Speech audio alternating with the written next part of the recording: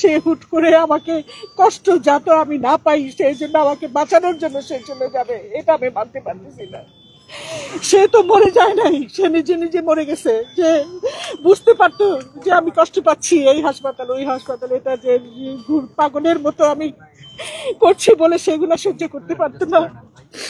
তার বিগত 1 বছর ধরে সে কথা বলতো অস্পষ্ট, কথা ওরকম বোঝা যেত না। আমি বুঝতাম সবই, অন্য কেউ বুঝতে পারতো না। তো অনেক গল্প করতো, অনেক দোয়া দরুদ পড়তো, আমাকে বলতো যে তুমি আমার জন্য কষ্ট করো না, ঠিক আছে ঠিক আছে।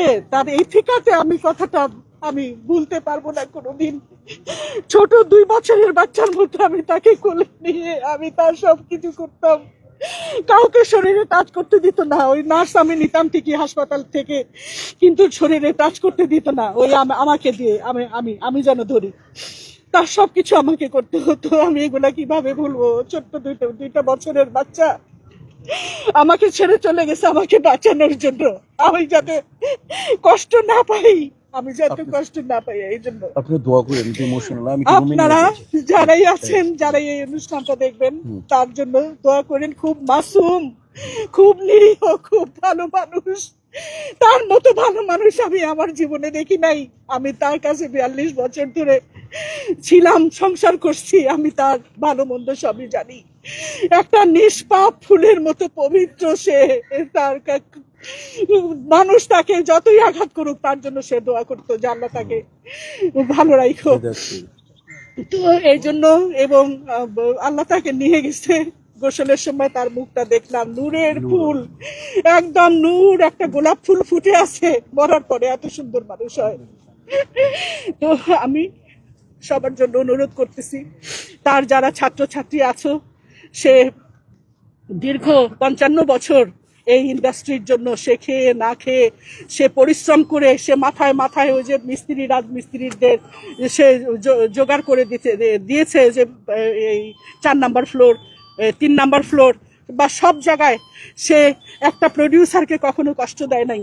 সে কাউকে মনে কষ্ট দিয়ে কথা বলে নাই, সব কষ্ট সে নিজের মনে রাখছে, সবার জন্য দোয়া করছে। তো আমি এখন আপনাদের কাছে দোয়া চাই যে সে তার যতটুকু ছিল সে দিয়ে গেছে, আর এবার আল্লাহর কাছে চলে গেছে। আপনারা দোয়া করবেন যাতে আল্লাহ তাকে ক্ষমা করে দিয়ে বেহেশত নসিব করে।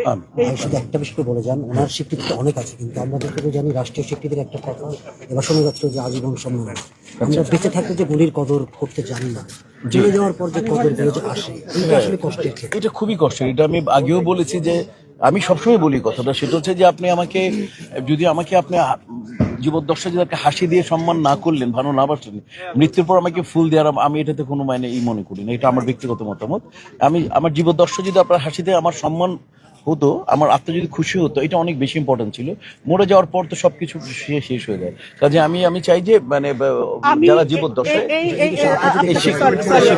আমি এই প্রসঙ্গে ছোট্ট একটু কথা বলতে চাই আর কি, যে জাভেদ যা করেছে দ্যাটস অল। হ্যাঁ, এর বিনিময়ে আর কোনো স্বীকৃতি আমি চাই না। আমি রিফিউজ করলাম জাভেদের পক্ষ থেকে। আমি রিফিউজ করলাম কোনো পুরস্কার, কোনো কিছু সম্মাননা, কোনো কিছু চাই না। শুধু আল্লাহর কাছে দোয়া করবেন যাতে লোকটা ভালো থাকে, গুনাহ খাতা আল্লাহ মাফ করে দেয়। আমি কিচ্ছু চাই না। আমি যদি দেওয়া হয় সেটা আমি রিসিভ করবো না কখনো। কারণ যে সে তার অবদান বাংলাদেশ ফিল্ম ইন্ডাস্ট্রির জন্য যে অবদান সে রেখে গেছে, জীবিত অবস্থায় মিশা